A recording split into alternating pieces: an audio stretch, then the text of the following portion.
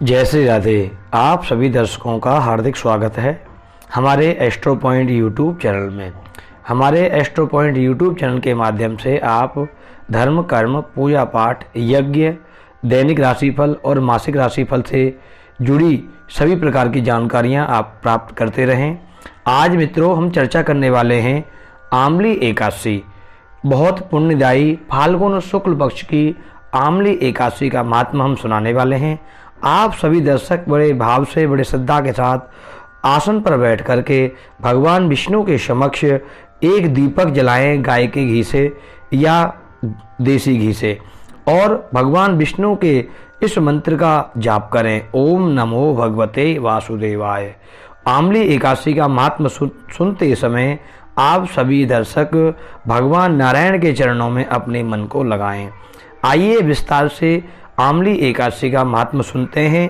सभी वीडियो को पूरा अंत तक देखें और नेक्स्ट वीडियो का नोटिफिकेशन आपको प्राप्त हो, उसके लिए बेल आइकन को अवश्य दबाएं, जिससे पहले आपको सबसे पहले वीडियो प्राप्त हो सकें। आइए आमली एकादशी का महात्मा सुनते हैं। बोलिए एकादशी मैया की जय। आज युधिष्ठिर महाराज ने भगवान श्री कृष्ण से पूछा, हे प्रभु, फाल्गुन शुक्ल पक्ष की एकादशी का नाम क्या है, क्या महात्मा है, कृपा कर मुझसे बताइए। भगवान श्री कृष्ण बोले, हे महाभाग धर्मनंदन, सुनो, मैं तुम्हें एक बहुत सुंदर प्रसंग सुनाता हूँ, जिसे राजा मानदाता के पूछने पर महात्मा वशिष्ठ ने कहा था। फाल्गुन शुक्ल पक्ष की नाम की एकादशी का जो नाम है वह आमली एकादशी है। इसका पवित्र व्रत विष्णु लोक की प्राप्ति कराता है, भगवान विष्णु के चरणों की प्राप्ति कराता है। मानदाता ने पूछा, द्विजश्रेष्ठ, यह आमली एकादशी कब उत्पन्न हुई, मुझसे बताइए। तब वशिष्ठ ऋषि ने कहा, महाभाग सुनो, पृथ्वी पर आमली एकादशी की उत्पत्ति किस प्रकार हुई यह सब बताता हूँ। आमली एकादशी जो है उसका महान पुण्य व्रत है। उसमें आंवले का वृक्ष सब पापों का नाश करने वाला है। भगवान विष्णु के थूकने पर उनके मुख से चंद्रमा के समान कांति युक्त एक बिंदु प्रकट हुआ। वह बिंदु पृथ्वी पर गिरा, उसी से आंवले का वृक्ष उत्पन्न हुआ। यह सभी वृक्षों का आदिभूत कहलाता है। इसी समय समस्त प्रजा की सृष्टि के लिए भगवान विष्णु ने ब्रह्मा को उत्पन्न किया। उन्हीं से इन प्रजाओं की सृष्टि हुई।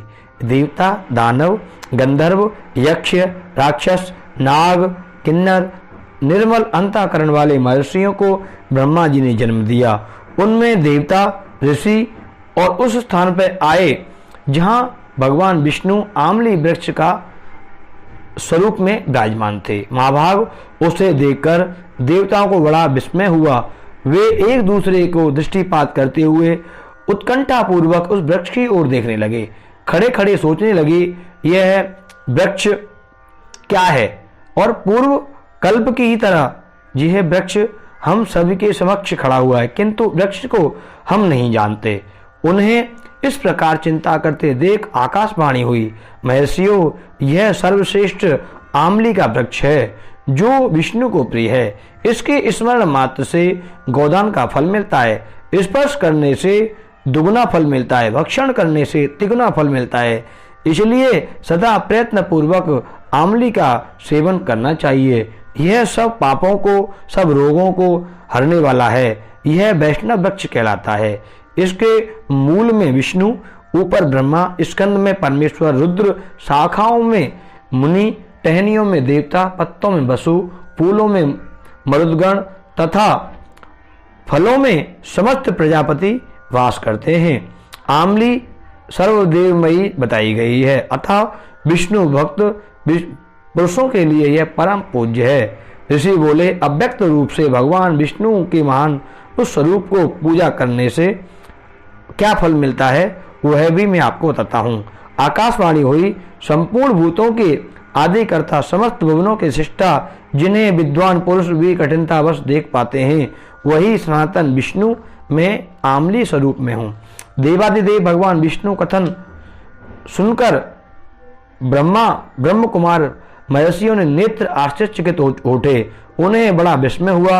आदि अंत रहित भगवान विष्णु की स्तुति करने लगे। भगवान ऋषि बोले, संपूर्ण भूतों के आत्मभूत आत्मा और परमात्मा को नमस्कार है। अपनी महिमा से सभी को च्युत करने वाले अच्युत केशव को मेरा प्रणाम है। अंतरहित परमेश्वर को मैं बारंबार प्रणाम करता हूँ। दामोदर, कवि, सर्वज्ञ परमेश्वर को मेरा नमस्कार है। मायापते आदि को मेरा प्रणाम है। आप विश्व के स्वामी हैं, आपको मेरा नमस्कार है। ऋषियों के इस प्रकार स्तुति कहने पर भगवान श्री हरि संतुष्ट हुए और बोले, महर्षियों, तुम सा अभिष्ट वरदान जो मांगते हो आप मांग लो, मैं वरदान देता हूँ। ऋषि बोले, भगवान यदि आप संतुष्ट हैं तो हम लोगों के हित के लिए कोई ऐसा व्रत कहिए जो स्वर्ग और मोक्ष रूपी फल प्रदान करने वाला हो। श्री भगवान विष्णु बोले, हे महर्षियों, फाल्गुन शुक्ल पक्ष में यदि पुष्य नक्षत्र से युक्त द्वादशी हो तो महान पुण्य देने वाला और बड़े बड़े पातकों का नाश करने वाला है। द्विवरो, उसमें जो विशेष कर्तव्य है उसे सुनो। आमली एकादशी के आंवले के वृक्ष का पास जाकर वहां रात्रि में जागरण करना चाहिए। उससे मनुष्य सब पापों से छूट जाता है। सहस्त्र गोदानों का फल प्राप्त होता है। विप्रगण, यह व्रत बहुत उत्तम है जिसे मैंने तुम लोगों से बताया है। ऋषि बोले, भगवान इस व्रत की विधि बतलाइए, यह कैसे पूर्ण हो, इसके देवता और नमस्कार मंत्र कौन कौन से हैं, सब कहो। उस समय स्नान दान कैसे किया जाए, पूजन की कौन सी विधि है तथा उनके लिए क्या मंत्र है, इन सब बातों को हमसे आप यथार्थ रूप से वर्णन कीजिए। भगवान विष्णु बोले, द्विजवरो, इस व्रत को उत्तम विधि से श्रवण करो। एकादशी को प्रातःकाल दंत आदि कुल्ला करने के बाद संकल्प करने से, हे पुंडरीकाक्ष, हे नारायण, हे अच्युत, मैं एकादशी को निराहार रहकर दूसरे दिन भोजन करूंगा। इस प्रकार स्मरण रखें।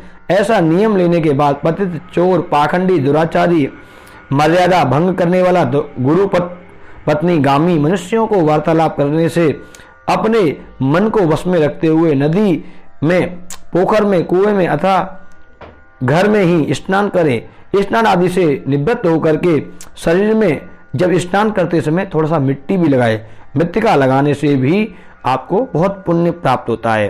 तथा वसुंधरे, पृथ्वी का ध्यान करता हुआ, हे पृथ्वी माँ, मैं आपको भी अपने शरीर पर लगाता हूँ। इस प्रकार पृथ्वी से लेकर के मिट्टी लगाए और उनसे प्रार्थना करें।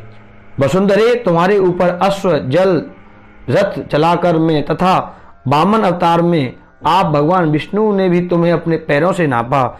इसलिए हे मृत्युके, मैं करोड़ों जन्मों के जो पाप हैं मेरे उन सब पापों को नष्ट कर दो, ऐसा प्रार्थना करे। फिर स्नान आदि करके जल की अधिष्ठात्री देवी माता का पूर्ण संपूर्ण जीवन के लिए वही जीवन है, जल के बिना जीवन नहीं होता। इसलिए स्वेदज उद्भिद जाति के सभी जीवों की रक्षा करने वाली सभी रसों की स्वामिनी मैं तुम्हें नमस्कार करता हूँ। इस प्रकार जल के देवता, जल की देवी को भी प्रणाम करें। आज मैं संपूर्ण तीर्थों को, कुंडों को, झरनों को, नदियों को, देवताओं को, संपूर्ण सरोवरों का स्नान कर चुका हूँ, ऐसा मन में संकल्प करे। विद्वान पुरुष को चाहिए कि परशुराम जी की सोने की प्रतिमा मूर्ति बनवाए। प्रतिमा अपनी शक्ति के अनुसार, धन के अनुसार एक आधे माह से स्वर्ण की होनी चाहिए। स्नान के पश्चात आकर पूजा हवन करे। इसके बाद सब प्रकार की सामग्री लेकर आंवले वृक्ष के पास जाकर उनका चारों तरफ से जमीन को साफ करके, लीप के, शुद्ध करके, पवित्रीकरण करके, भूमि का पूजन कर जल से भरे हुए नवीन कलश की स्थापना करे। कलश में चंदन, पंचरत्न, दिव्य गंध, अष्टगंध आदि श्वेत चंदन भगवान को अर्पित करे। कंठ में यथार्थ मोली बांधे। इस प्रकार धूप, गंध, अक्षत पुष्प फैलाए और जलते हुए दीपक की श्रेणी में जाकर तात्पर्य यही है कि भगवान की सुंदर से सुंदर पूजा करे और कलश का स्थापन करके फिर पूजा के बाद अपने इच्छा अनुसार नवीन छाता, जूता, वस्त्र आदि मंगाकर रखे और उन्हें कलश के पास रख दे। फिर स्वर्णमयी भगवान की प्रतिमा को भगवान के समक्ष विराजमान करे, उस कलश के ऊपर विराजमान करे और ओम ब्रकोदराय नमः कहकर चरणों की पूजा करे। विश्वरूपणे नमः घुटनों की पूजा, उग्राय नमः जांघों की पूजा, दामोदराय नमः कंठ नाभि की पूजा, उदर की पूजा।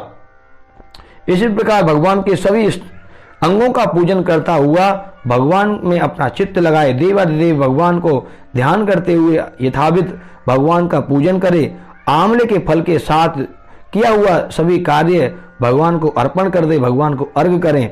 तदंतर भक्ति चित्त से जागरण करें। नित्य संगीत, वाद्य, धार्मिक उद्यान, विष्णु संबंधित कथा वार्ता, भगवान नारायण की बातों में रात्रि व्यतीत करें।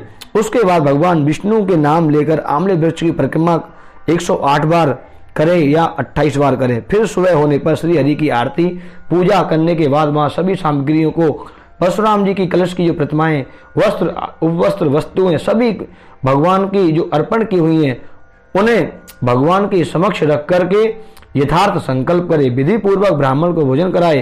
तदंतर वह सभी सामग्री ब्राह्मण को अर्पण करे और सगे संबंधियों सपरिवार जनों के साथ स्वयं भी भोजन करे और भगवान की सभी फल की प्राप्ति के लिए भगवान से प्रार्थना करे, जिससे सभी समस्त यज्ञों का फल आपको मिलता है। तनिक भी इसमें संदेह नहीं है। यह व्रत सब पापों में उत्तम है। जिसने मैंने तुम्हें सुनाया है उसका वर्णन किया है, इस विधान से करना चाहिए। वशिष्ठ जी कहते हैं, महाराज इतना कहकर देवेश्वर भगवान विष्णु अंतर्ध्यान हो गए। तत्पश्चात समस्त महर्षियों उक्त ब्राह्मण परिपूर्ण पालन किया। नृपश्रेष्ठ, इसी प्रकार तुम्हें भी इस व्रत का अनुष्ठान करना चाहिए। भगवान श्री कृष्ण कहते हैं, युधिष्ठिर यह दुर्लभ व्रत मनुष्य को सब पापों से मुक्त करने वाला है और मोक्ष देने वाला है। बोलिए एकादशी मैया की जय। ओम नमो भगवते वासुदेवाय। जय श्री राधे। आप सभी दर्शकों का बहुत बहुत धन्यवाद, बहुत बहुत साधुवाद। सर्वे भवन्तु सुखिनः, सर्वे सन्तु निरामया, सर्वे भद्राणि पश्यन्तु मां कश्चित् दुःखं भाग् भवेत्। आप सभी के जीवन में मंगल हो, परमपिता परमात्मा से यही प्रार्थना करते हैं। आज आप पूर्ण रूप से इस वीडियो को अधिक से अधिक लोगों को शेयर करें। शेयर करने मात्र से आपको बहुत पुण्य प्राप्त होता है। धन्यवाद।